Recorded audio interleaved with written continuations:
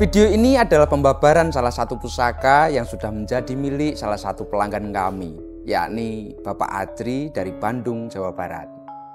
Beliau itu menitipkan pusakanya kepada kami untuk dibabar melalui konten. Lantas seperti apakah untuk pembabaran lengkapnya? Panjenengan jangan kemana-mana. Dari Karanganyar Tentram, kami kabarkan.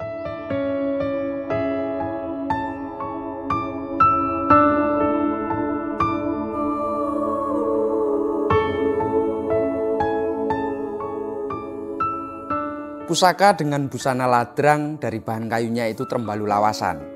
Jika dipirsani itu gandarnya iras alias tanpa sambungan. Ia dilengkapi dengan pendok dari bahan kuningan mamas yang cukup tebal, cukup lawas juga. Secara keseluruhan, busana pusaka ini nampak begitu wangun, nyatrio, dan pastinya dudut hati. Sekarang mari kita buka untuk isinya.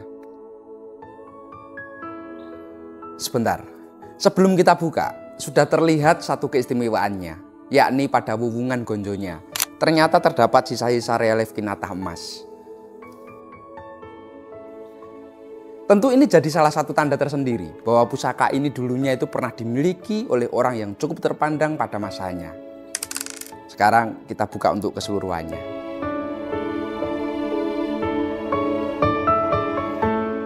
Pusaka dengan jumlah luk 5. Dapurnya Dolok, pamor Pedaringan Kebak, Tangguh Mataram, Senopaten.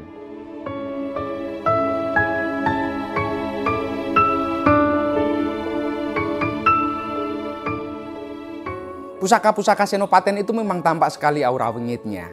Ia seolah masih membawa kesan dari keris-keris Tangguh Majapahit, karena memang masuk di peralihan. Pusaka Dolok memang salah satu dapur luk 5 yang memiliki rician, terdapat gandiknya itu lugas. Lalu terdapat tikel alis, ada pejetan, serta memakai sogokan rangkap.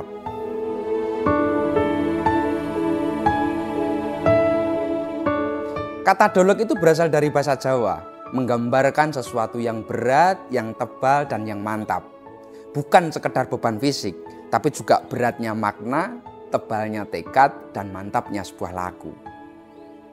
Keris dolok itu lahir dari filosofi itu. Sebuah simbol dari pribadi yang tidak mudah goyah, yang berani memikul tanggung jawab meski sunyi, yang kuat menanggung prinsip meski tak disorot.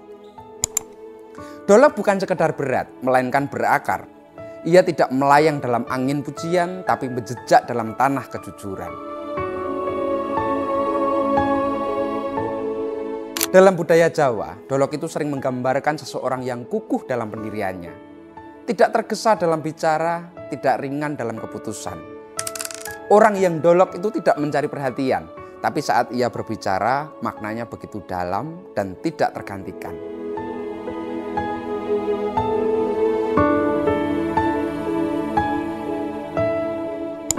Demikian pula pada keris dolok ini, ia juga mengajak kita untuk hidup dengan bobot, bukan sekedar berjalan ringan tanpa arah.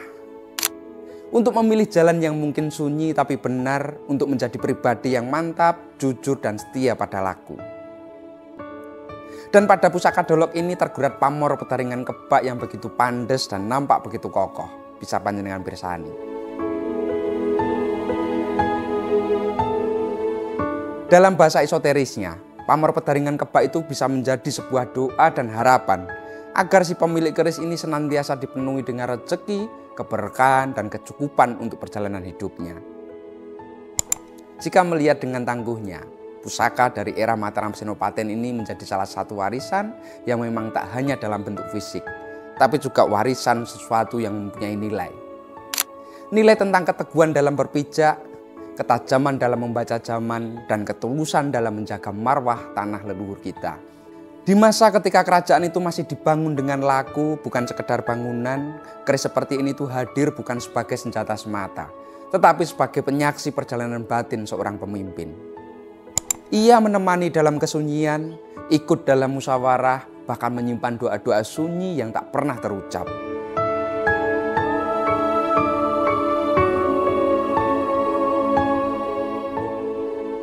Keris ini sebagaimana pusaka Mataram lainnya membawa getaran sebuah peradaban zaman. Ia tidak bicara dengan suara, tetapi dengan aura dan rasa. Setiap bentuknya itu menyimpan cerita tentang tekad. Setiap pamornya adalah jejak dari harapan dan kekhawatiran manusia-manusia yang barangkali mengabdi untuk sebuah negeri.